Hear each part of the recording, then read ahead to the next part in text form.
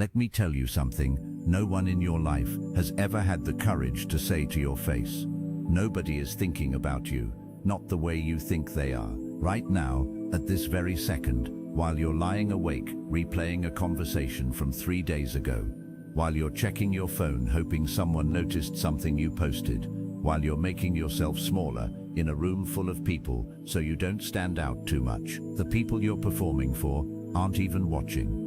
They're busy, they're lost in their own fear, their own self-doubt, their own private battle happening inside their own head. And here is the brutal truth, the liberating truth, the truth Stoic philosophy has been screaming for over 2,000 years. The moment you truly understand that nobody is paying attention to you the way you think they are, that is the moment you actually become free. This is not a video about becoming emotionless. This is not a guide to cutting yourself off from everyone. This is not permission to stop caring. This is a wake-up call. This is the philosophical equivalent of someone grabbing you by the shoulders, looking you straight in the eye, and saying, stop wasting your one life auditioning for an audience that isn't even paying attention. You have been giving away the most valuable thing you own, your peace of mind, to people who won't even remember what you wore last Tuesday.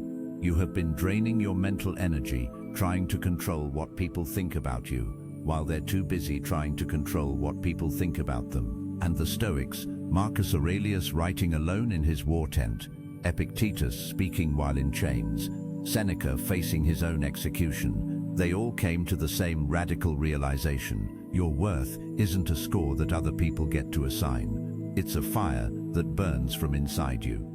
So, if you've ever felt invisible and then felt bad about wanting to be noticed, this is for you. If you've ever stayed in a situation too long, laughed too hard, or apologized too much, this is for you. If you've ever made a choice based on what people might think instead of what you actually believe, this is for you. Stick around until the end, because after this, you won't see yourself or the people around you the same way anymore. Before we get into the philosophy, before we give you the Stoic tools, we need to address something first. We need to name the actual problem, because most people who watch videos like this already feel it. They sense something is wrong. They know the way they're living, always watching themselves, always editing, always performing for an audience that never asked for the show, isn't right. But nobody has given them the real truth about it. Not the comfortable version, not the therapeutic softening, just the actual, honest truth about what this pattern is costing you, where it comes from, and why most people never break free from it. So we start there. 5 truths, the kind that hurt when you hear them and heal when they sink in. Let's go. Truth 1. Most people who judge you haven't figured out their own life. This isn't an insult, this is a roadmap. The person with the most opinions about how you're living is almost always the person most at war with themselves. Judgment happens when someone puts distance between themselves and you, and the people who are most focused on watching you from across the room are the ones most unable to look at their own life. Here's what this costs you. You take their criticism to heart, you let it land, you change your direction based on advice from people who aren't qualified to give it. The Stoic answer is simple. Don't ask what they think of you. Ask what their life reveals about the quality of their own thinking. Then decide how much weight their opinion deserves. You wouldn't take medical advice from someone who never studied medicine. Don't take life advice from someone who never studied how to live. Truth 2. The person trying to please everyone is the loneliest person in the room. There's a specific kind of pain that comes from being surrounded by people who like a version of you that doesn't actually exist. You've performed so much, changed yourself so constantly, edited yourself so carefully that any approval you get is directed at a character, not at you. This is what people-pleasing costs you. You get the approval you worked for, and it feels empty because it wasn't actually aimed at you. The damage. You can be in a room full of affection and still feel completely alone because none of that love is actually reaching the real you. The Stoic answer: pick honest rejection over fake acceptance.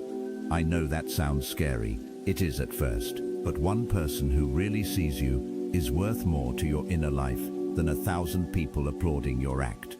Epictetus said it plainly. You can't learn something if you think you already know it.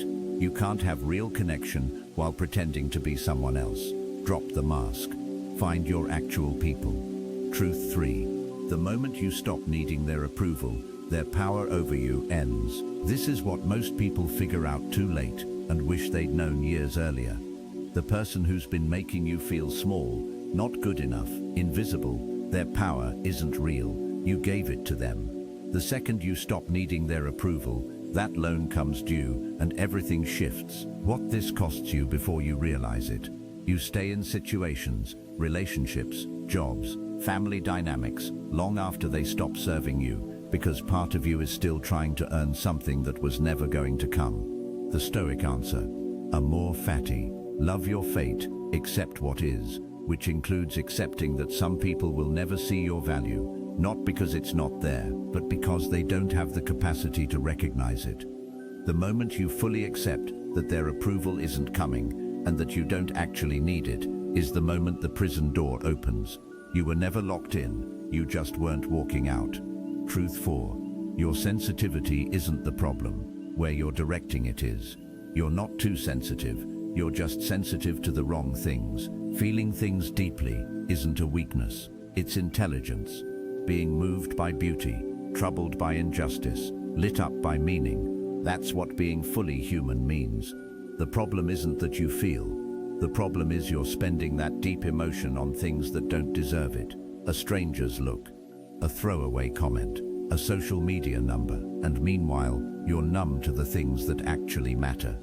The Stoic practice here is called triage. You don't get rid of emotion, you direct it. You ask yourself, does this deserve my emotional energy? Is what I'm feeling proportionate to what's actually happening? Seneca wrote something worth remembering. We suffer more from our imagination than from reality. The mental pain you feel about being judged is almost always worse than the actual judgment would be, if it were even real. Put your sensitivity toward your own values. Aim it at people who actually deserve your care, and take it away completely from those who don't. Truth 5. Setting real boundaries will cost you some people. And that's good. This is the one nobody wants to say out loud. When you start creating genuine limits, when you stop being available for everything, when you quit explaining yourself 100 times, when you finally say no without writing an essay to justify it, some people will walk away. Not because you got worse, but because what they valued about you was how easy you were to push around. What this costs you when you never learn it. You end up in relationships where you're just serving someone else's needs, and both of you're miserable. One from feeling used, one from feeling guilty. The Stoic framework here includes justice, and justice includes being fair to yourself. The Stoics didn't teach you to be a doormat. They taught right relationship, giving what should be given, refusing what shouldn't be given. A relationship that only works when you're diminished isn't a relationship, it's just an arrangement. And arrangements can be renegotiated. The people who stay when you draw the line, those are your actual people. Okay, now you know the truth. You know what this pattern costs you. You know where the real power lives. You know why you've been giving it away. But knowing the truth isn't enough. The Stoics weren't interested in theory for its own sake.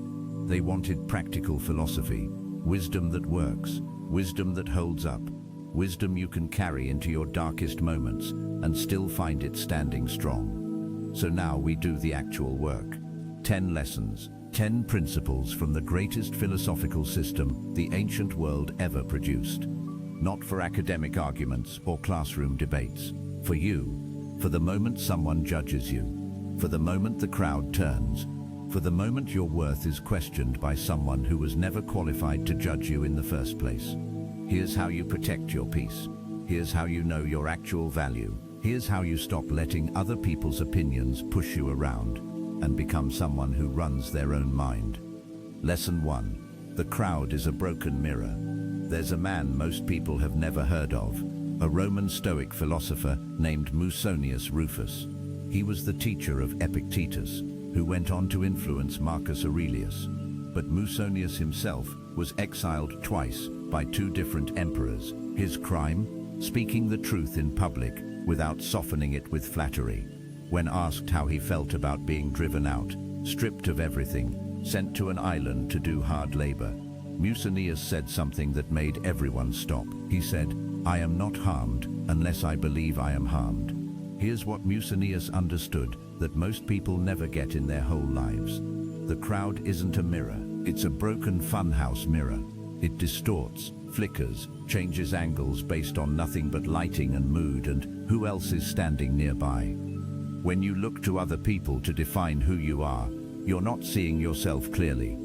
You're seeing their fear, their projections, their own emotional baggage dressed up as opinions about you. The person who calls you too quiet is usually someone afraid of silence. The person who calls you too intense is usually someone who's never let themselves feel anything fully. The person who says you're too ambitious is usually someone who quit on their own dreams and can't stand watching you go for yours. The Stoics called this the dichotomy of control, and it's the most powerful framework for freedom ever created. Things within your control, your thoughts, your choices, your values, your effort, your response. Things outside your control, everything else, other people's opinions, other people's moods, other people's judgments. The moment you stop treating things outside your control as your responsibility, everything changes.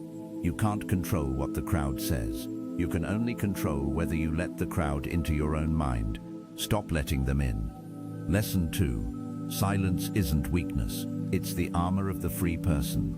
In 65 AD, the Roman Emperor Nero ordered his former teacher to die. The man was Seneca, philosopher, writer, one of the most brilliant minds of the ancient world. He'd spent decades in Nero's court, watching corruption up close, writing letters deep into the night about what a good life actually looks like. When the execution order came, when the soldiers arrived at his home, Seneca didn't beg, he didn't panic, he didn't scramble to defend himself to people who'd already made up their minds. He sat down, he opened his veins calmly, and he spoke peacefully to his friends who were crying around him, reminding them that a life lived with integrity doesn't need defending when it ends. He had nothing left to prove. This is what the Stoics teach about silence. It's not the language of the defeated. It's the language of people so sure of their own worth that they don't need to convince anyone else of it.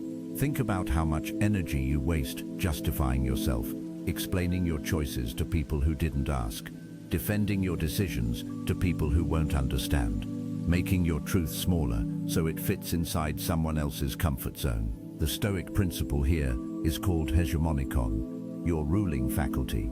The idea that your inner mind, your rational center, is the highest authority in your life. Not your parents' opinions, not your co-workers' raised eyebrow, not the internet. When you truly own your own ruling faculty, when you become the ruler of your own mind, you stop needing to explain yourself to every person you pass. Silence becomes your protection. Not because you have nothing to say, but because you understand that some audiences simply don't deserve your words. Lesson 3.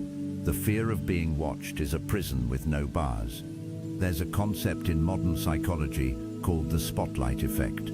It's been scientifically proven repeatedly. It's the cognitive bias where people drastically overestimate how much others are paying attention to them. Researchers tested this.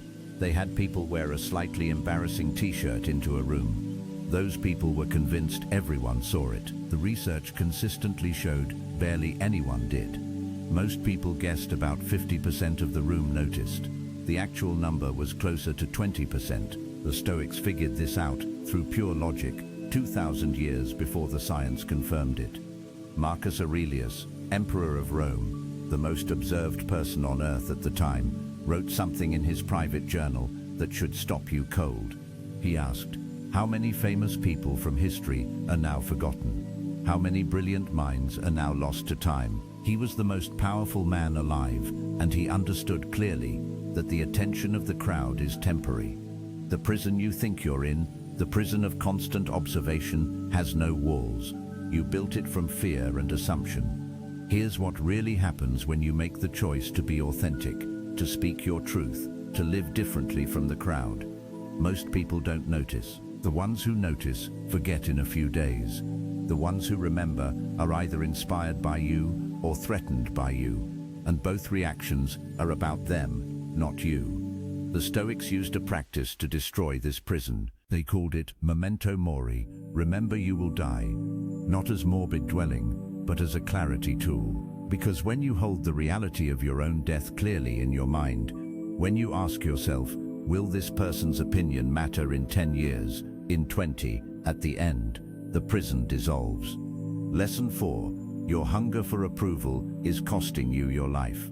There was a Stoic named Musonius Rufus, who wrote something most scholars ignored for centuries. It was called On Food, but it wasn't really about food. It was about hunger. Musonius argued that our endless need for outside approval, for comfort, for praise, for people to like us, works exactly like an addiction. The more you feed it, the bigger it gets. More likes means you need more likes. More praise means the quiet gets louder when praise stops. This is the trap, and modern neuroscience has proven what Musonius figured out through pure thinking. Your brain's reward system processes social approval the exact same way it processes drugs. A hit of validation, a crash when it stops. You're not weak for wanting to matter. That desire is ancient and human and real. But you need to understand what it costs when it runs your life.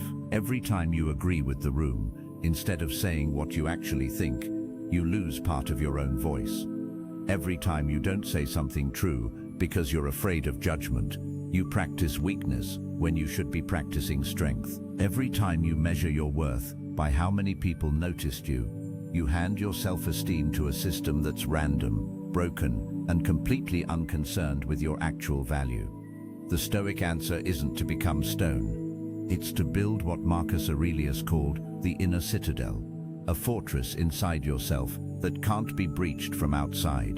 The real question isn't whether people approve of you, it's whether you approve of you. And that question only gets answered by looking inward.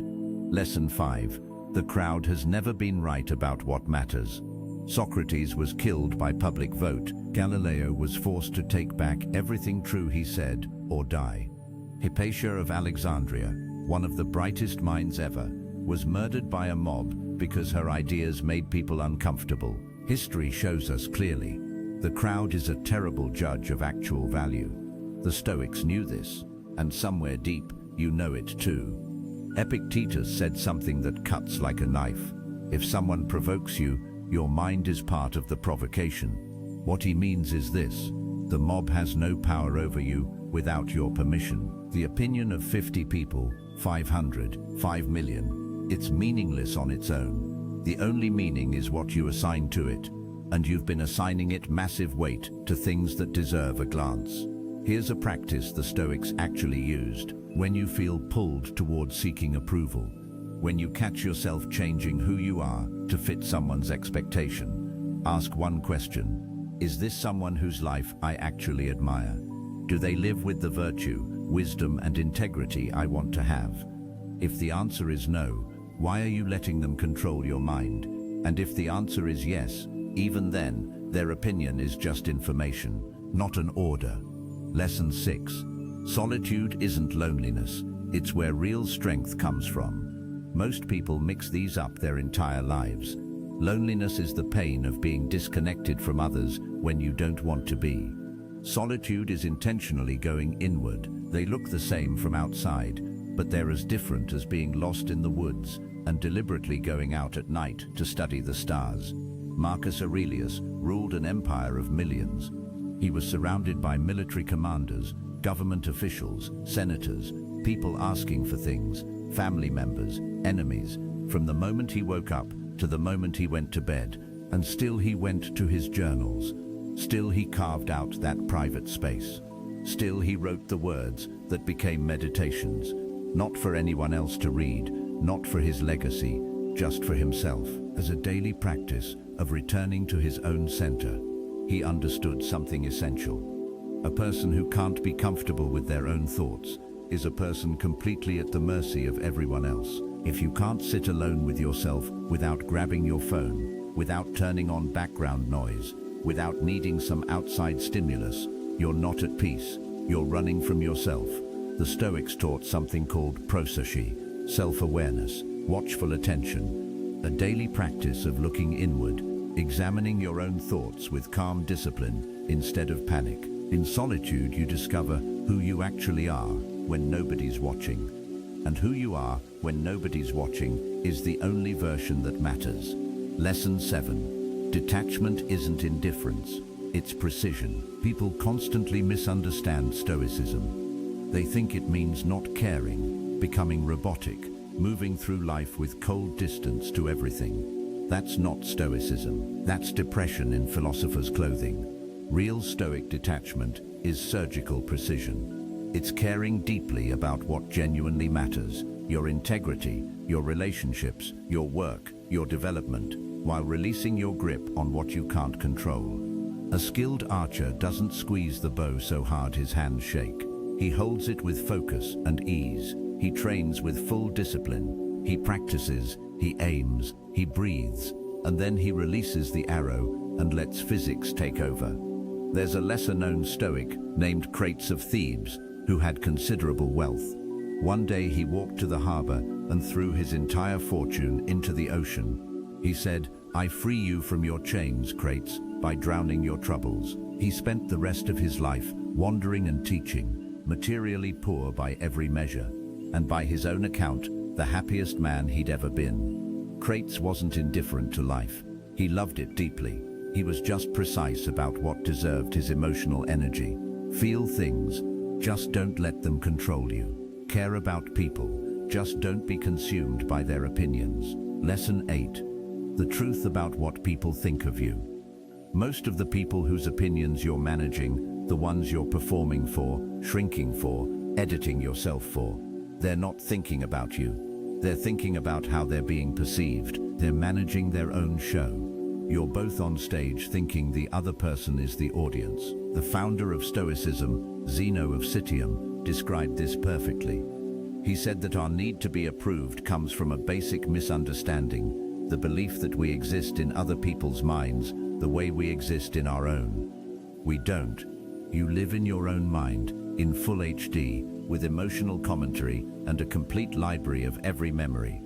You're the star of the movie you're narrating that never stops. To everyone else, you're a supporting character, sometimes relevant, usually just background, often forgotten between scenes. This isn't cold, it's just how human consciousness works. And when you truly feel this, not just think it, the performance anxiety dissolves.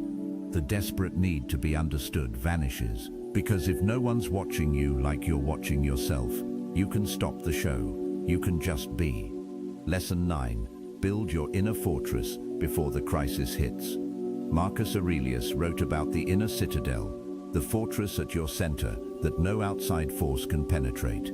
He didn't build that fortress during the easy times. He built it when he was young, studying philosophy, long before he became emperor, back when philosophy was still theory and life hadn't tested him. This is what most people learn too late. You can't build strength during crisis. You build it in the quiet before the storm arrives. And when the storm does come, and it will, you have somewhere solid to stand. The practice isn't complicated, but it takes daily commitment. Every morning, before the world gets to you, return to your values. Remind yourself who you are, not who the world wants you to be. Ask, what actually matters today? What would a person of integrity do in my position? Every evening review, not to punish yourself, but to understand what happened. End the day with wisdom, not guilt. And in the moments when someone's judgment threatens to shake your foundation, do what Epictetus taught. Pause, breathe, ask, is this inside my control? If yes, act. If no, let it go. It's simple, but it requires practice. It takes the daily discipline of someone who understands that peace isn't luck, it's a structure, and you're the only builder. Lesson 10. You're not responsible for being understood. This one is for everyone who spent years trying to explain themselves to people who weren't listening. Years of justification, years of softening your truth to make it digestible. Years of compressing who you actually are into something small enough for someone else to understand. Stop. You're not responsible for being understood. You're responsible for being you, completely, fully, without apologizing. The Stoic philosopher and Empress Julia Domna, one of the most intellectually powerful women of the Roman Empire, wrote about the torture of being surrounded by people who saw her intelligence as ambition, her curiosity as threat, her power as dangerous. She refused to explain herself. She refused to become smaller, and history remembers her precisely because she didn't shrink to fit limited minds. Your peace isn't a negotiation. It doesn't need the other person's signature. You can be at peace even when you're misunderstood, even when you're underestimated, even when the version of you that lives in someone else's head bears zero resemblance to who you really are, because your worth, the real number, the accurate measure, lives inside you, not in their perception. 2,000 years ago, a man sat in a cold tent at the edge of war. He was the most powerful person alive. Armies moved at his word, laws changed at his signature. But late at night, Marcus Aurelius opened a small book and wrote to himself, not for the world, not for history, just to remember what actually mattered. He wrote, "You have power over your mind, not outside events. Understand this and you find strength." He wrote, "The obstacle in front of you is the way forward." He wrote, "Stop debating what a good person should be. Be one." He wasn't writing for us, but he might as well have been, because here you are, 2,000 years later, carrying the same hurt, facing the same trap, fighting the same private war inside your own chest. The war between who you really are and the performance you think the world demands. And the Stoics across all those centuries deliver the same verdict. The world doesn't demand the performance. The performance is costing you everything. And the person you've been hiding, the real you that exists when no one's watching, that person is already enough. Nobody cares about you the way you're afraid they do. And once you truly know that, once that lands in your chest and stays there, you're free. You always were free. Go live like it.